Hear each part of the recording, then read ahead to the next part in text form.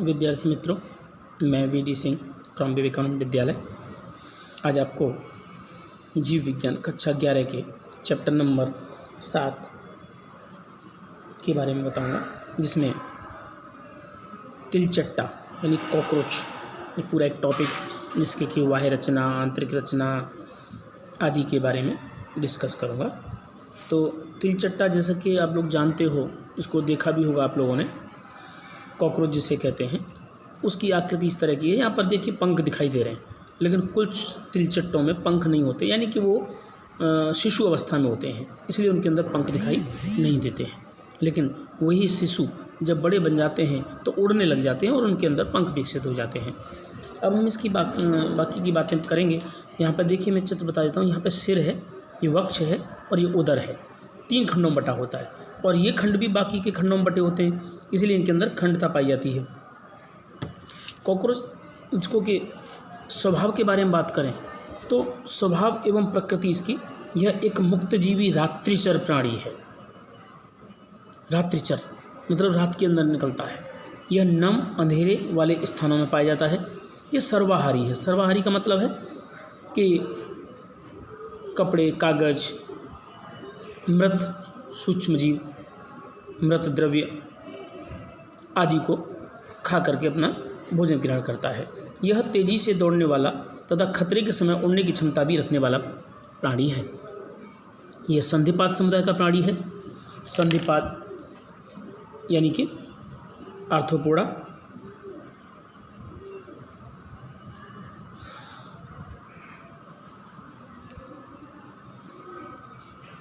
का प्राणी है।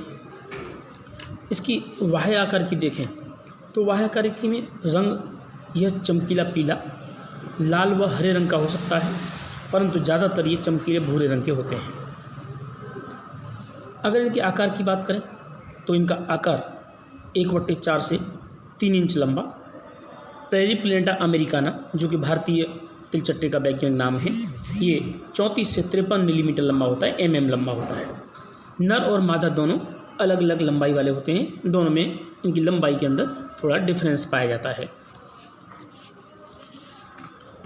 अगर इनके शरीर में खंडों की बात करें तो इनमें जो खंड होते हैं मुख्यतः सर, वक्ष और उदर में बटा होता है। बाह्य आवरण बाह्य कंकाल काइटिन का बना होता है। बाह्य कंकाल में मजबूत पट्टिकाएं होती हैं जिन्हें कटक कहते हैं।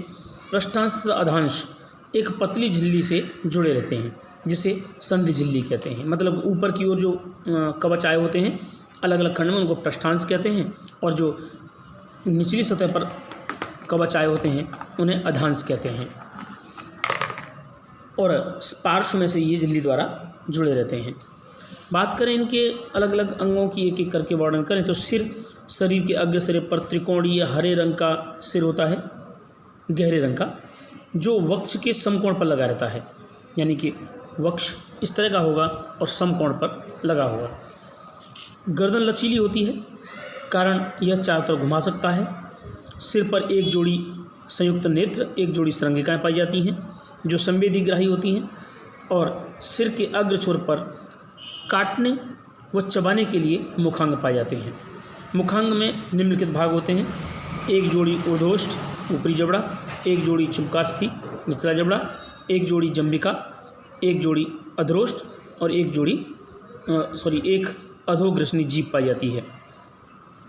लेबियम, लेब्रम, मैंडिबल और मैक्सिला, इस तरह से इनके इंग्लिश में नाम हैं। यहाँ पर ये चित्र दिए गए हैं। यहाँ पर ये लेब्रम है, ये लेबियम है, ये हाइपोफेरिंक्स है, ये कृतंक क्षेत्र दांत वाला मैंडिबल जो कि हमने चिबुकास्थि के बारे में बताया था, उसके नीचे लगा रहता है, और यहाँ पर ये मैक्सिला है। ये 2 मैक्सिला होते हैं, 2 मैंडिबल होते हैं, बीच में हाइपोफेरिंक्स जीभ होती है। ये इसका एक पार्ट का चित्र है। यहाँ पर ये लेब्रम। अगर इनकी वक्ष की बात करें तो इनका वक्ष, थोरैक्स, वक्ष 3 खंडों का बना होता है: अग्रवक्ष, मध्य वक्ष और पश्च वक्ष। प्रत्येक वक्ष के भाग से एक जोड़ी टांगें निकलती हैं अधर सतह से। अधर सतह से मतलब निचली ओर से एक एक जोड़ी टांगें होती हैं, जिनमें कक्षांग, शिखरक, ओविका, अंतर्जंगिका और गुल्फ ऐसे 5 भाग होते हैं। इन 5 भागों से मिलकर के ये बना होता है। वक्ष भाग से 2 जोड़ी पंख निकलते हैं, जो कि ऊपरी भाग से,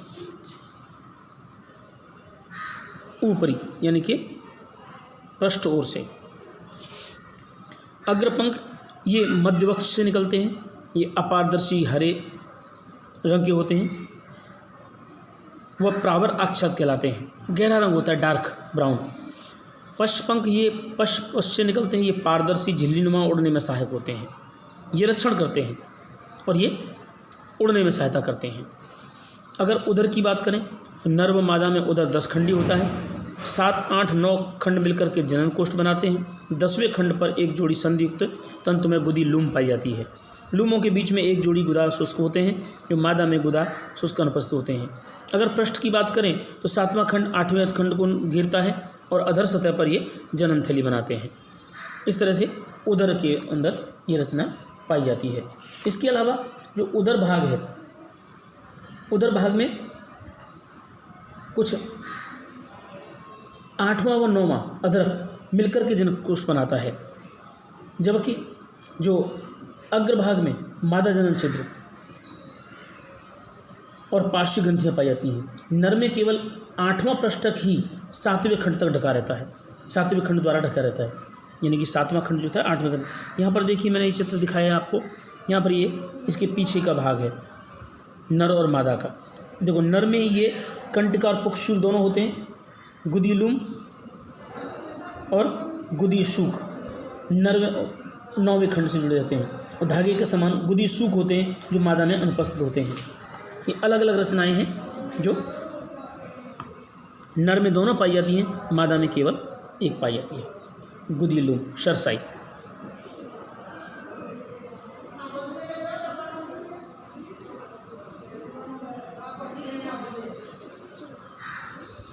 अब इसकी आंतरिक रचना की बात करें तो आंतरिकाकार में आप लोगों को चित्र द्वारा मैं समझा देता हूँ।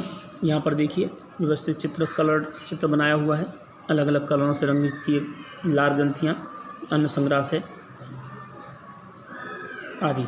इनको मैं आपको थोड़ा सा विस्तार में बोर्ड पर बता देता हूँ। मित्रों, ये कॉकरोच की अंतःसंरचना के बारे में है। ये कॉकरोच की अंतःसंरचना में यहाँ देखिए, ये पूरे कॉकरोच का बाह्य शरीर भी बना हुआ है, यहाँ प्रजनन तंत्र भी दिखाई दे रहा है। सारी चीज़ें मैं बताऊंगा एक एक करके इसी चार्ट में। देखिए यहाँ पर सबसे पहले चेहरे के बारे में बात की थी मैंने, शीर्ष के बारे में। ये देखो 90 डिग्री पर है, 90 डिग्री पर बताया था, तो 90 डिग्री पर लगा हुआ है यहाँ पर। इसमें यहाँ पर ये एंटीना पाए जाते हैं जो संवेदी अंग के रूप में होते हैं। इसकी आहार नाल के बारे में खास हमें यहाँ पर बात करनी है। तो इसकी आहार नाल पाचन तंत्र 3 भागों में बटा होता है, फोरगट, मिडगट, हैंडगट। अग्र आंत्र, मध्य आंत्र और पश्चांत्र। यहाँ अग्रांत्र में ये क्रॉप होता है, इसको आमाशय नहीं कहते क्योंकि यहाँ भोजन का संग्रह भी होता है और साथ में भोजन का पाचन भी होता है, इसलिए इसे पाचन तंत्र का क्रॉप भाग कहते हैं, या अन्न संग्रह से अन्नकूट भी कहते हैं। यहाँ पर देखिए स्लाइवरी ग्लैंड्स हैं 2 पर्पल कलर की, और बीच में स्लाइवरी संग्रह से यानी कि लार संग्रह से, लार को संग्रहित करने वाली रचना पाई जाती है। क्रॉप वाला भाग फूला हुआ होता है और इसके जस्ट नीचे गिजार्ड पाया जाता है। गिजार्ड और अन्न संग्रह से दोनों अग्रांत्र के भाग हैं, जबकि यहाँ से मध्यांत्र शुरू होती है।